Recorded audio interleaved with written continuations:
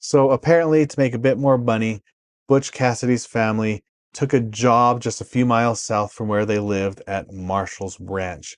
Here, the mother would work on the dairy while the boys would help out with the farms. And Butch Cassidy would have been an older teenager back then, almost to adulthood. The owner of Marshall's Ranch was known to be a criminal, and it's likely that they practiced cattle rustling here. Cattle rustling is basically when you steal someone else's livestock.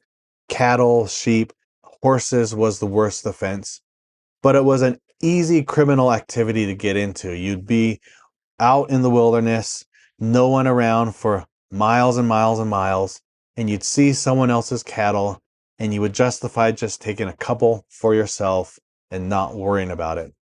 The problem is, for many people, that would easily cascade into stealing more cattle and then into robbing and stealing from banks and trains in the case of Butch Cassidy. It was kind of like a gateway drug. So Butch moved to this ranch and got introduced more and more to it. But someone came to this ranch that would greatly influence Butch Cassidy's life. And this was Mike Cassidy. Mike Cassidy apparently taught the young Butch how to shoot, how to rope, and maybe even how to steal cattle and rebrand cattle.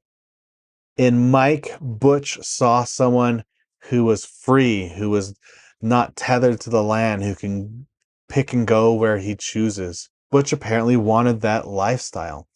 We think that Butch idolized Mike Cassidy so much because that's where Butch Cassidy gets part of his name from Mike Cassidy. So remember, Butch Cassidy was a fake name. Butch's real name was Robert Leroy Parker.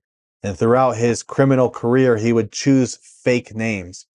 Apparently, he landed on Butch Cassidy. Butch, which apparently came from Butch working at a butcher shop or something.